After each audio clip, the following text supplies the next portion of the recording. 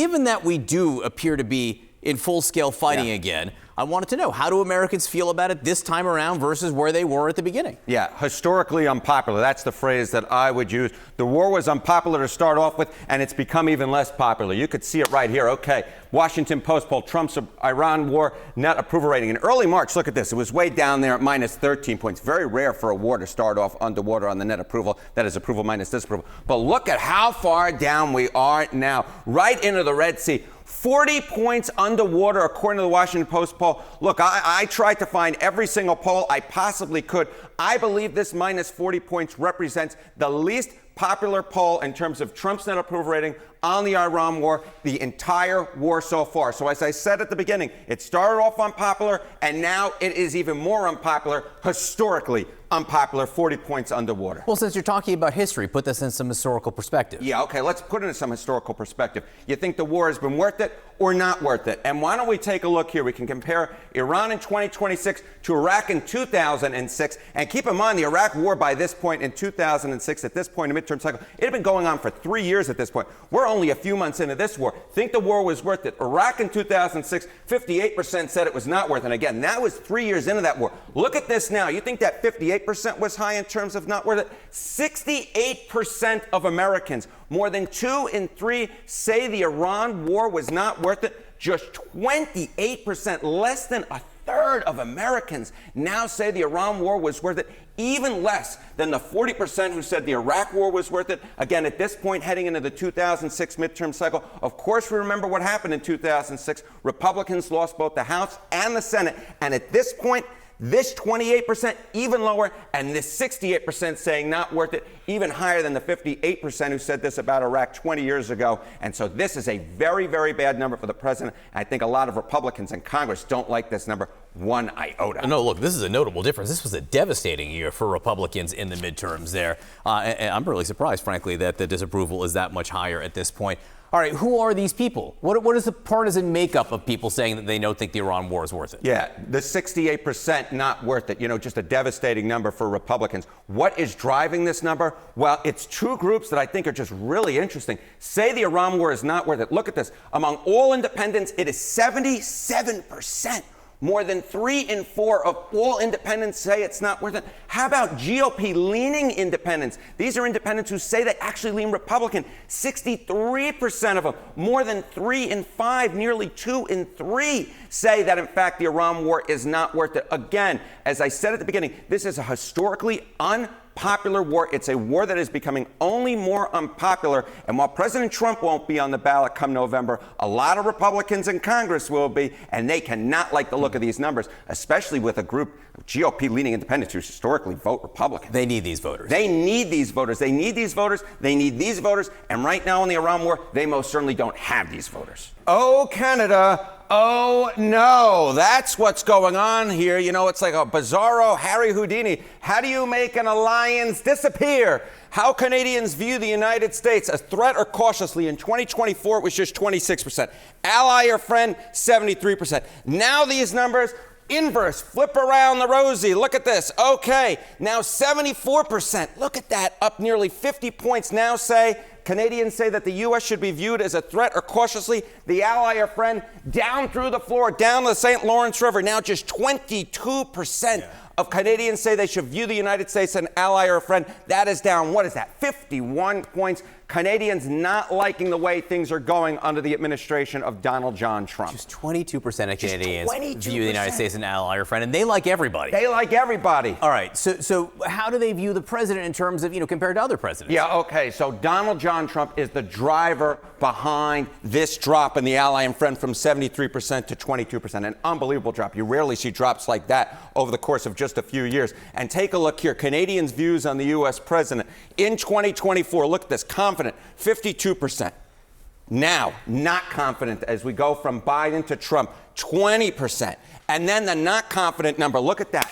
Up like a rocket from 46% now to 79%. My goodness gracious. Now just 20% of Canadians have confidence in the U.S. president. That is way down from where we were in the Biden administration. Now it is basically, 5-1, 4-1 against on the not confident to confidence. So broadly speaking, are these feelings mutual? No, that's what's so unbelievable, which is, it used to be Canadians like the U.S. and Americans like Canadians. But now what do we see? We see, look at this, net favorable view of Americans on Canada, plus 65 points. Look at that. Americans still really love Canadians, but Canadians, on the other hand, look at that, the net favorable rating, minus 33 points. That is a difference of nearly 90 points. These numbers used to be far closer to simpatico. They are no longer simpatico. Americans really still like Canada. Canadians don't like the Americans. And again, you can see it right here in these numbers. The ally or friend number, 73%. I should note this is 2023. 73%, and now down to just 22%.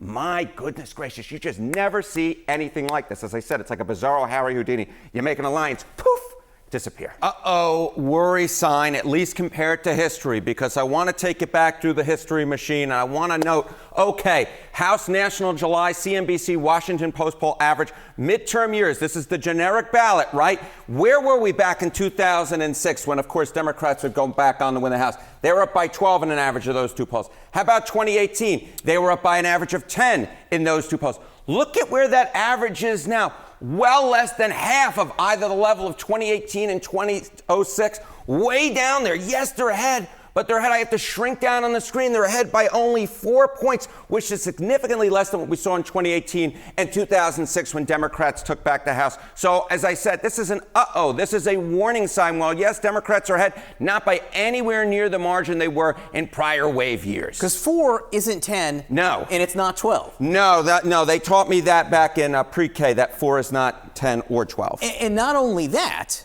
but 4 might not be enough with all the redistricting we've seen. That's exactly right, Johnny B. So this isn't just, hey, you know what, we want to lead by 8 or 10 or 12 because we want an even larger majority.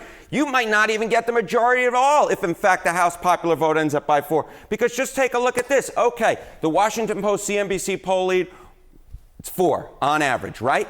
But what about needed to control with redistricting? You need probably a 3 to 4 point victory nationwide in the national House vote in order to get a House majority. You are right on the edge with this 4 point lead in the average of the CNBC Washington Post polls, right on the edge of even getting that majority. And that's why I said this is a very worrisome sign. This is troublesome for Democrats because despite all of Donald Trump's unpopularity in the polls, they do not seem to be building an advantage that guarantees them the House or anything close to a guarantee. It's very close, at least if you're listening to CNBC and Washington Post. Okay, but given that the president is so unpopular, you just brought that up, why is it that Democrats might not be doing better? Yeah, that's called, I think I know what question is coming next, and I'm going to lead right into it. Why is it? What is going on? Well, just take a look at 2024 Trump voters in 2026, because I think this is really important. Okay, Donald Trump's net approval rating with them is plus 66 points. But how much is the U.S. House margin?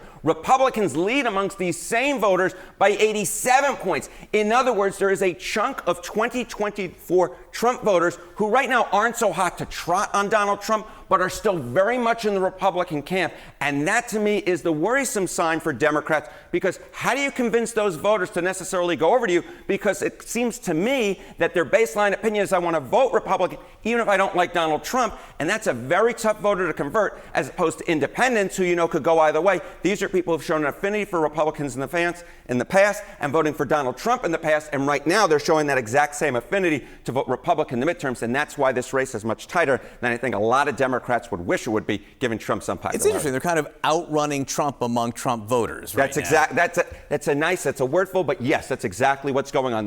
House Republicans are outrunning Donald Trump amongst his own voters at this point. The cake is getting baked, and what's being baked ain't daisies, I'll tell you that much. I mean, just take a look here. Okay, Trump's net approval rating. A lot of stuff has happened over the last few months. Has any of that really lifted Trump from record lows for these given pollsters or second record lows? Not really. I mean, just take a look here. The Washington Post, his all-time lowest was minus 25 points back in April in terms of his net approval rating. It's approval minus disapproval. Now it's the second worst, tied for the second worst of all time at minus 24 points. CNBC was at his second lowest level at minus 18 points. And now he's at the record low for him in CNBC, minus 19 points. When you put it together, what essentially is going on is there are a lot of events in the world, but this cake, as we get closer and closer to the midterm elections, is starting to look at least a little bit baked here. All right. I mean, I suppose you could say if you're Republican, the good news is it's not getting worse, but you actually need it to be getting better. Correct. These are horrible numbers, Johnny B. So put it in historical perspective. Yeah, just how horrible are these numbers? I mean, it's the worst this century for a president at this point in his second term when you look at an average of the CNBC and Washington Post polls. I mean, we're talking about right here, the average of CNBC and Washington Post, minus 22 points. Barack Obama was underwater, but not anywhere near this level. He was at minus 8. And George W. Bush, in the middle of the Iraq War, when that was going south, he was at minus 20 points. So at this point, Donald John Trump is, in fact, holding the record for the lowest net approval rating for a president in a second term at this point in the second term of any president in the 21st century. And if you think that's bad. And if you think this is bad, what is driving this number? It's independence, baby. It's independence. Look, all-time worst at this point in a second-term net approval rating among independents, Donald John Trump. This segment has been about baking. He takes the cake at minus 45 points among independents, even worse than Richard Milhouse Nixon, who was about to leave office because of Watergate, who had previously held the record at minus 37 points, and the aforementioned George W. Bush at minus 31 points. Donald John Trump, the worst ever rating, net approval rating, with independents at this point in a second term. We reported this morning that gas prices back up over $4 a gallon. That probably won't help. What are the prediction markets saying about gas prices? Yeah, they're going to climb ever higher. Okay, what are we talking about here? Chance that gas prices hit $4.10 a gallon at least, above that level. It was 14% on July 13th. Now an 84% chance. If you thought Donald Trump's numbers were bad, they may get worse when folks, of course, are seeing how much it costs to fill up their tank of gas. The sentiment change there is notable, to be sure. Oh, it is very notable. Harry Enten, thank you very much. Thank you, my friend.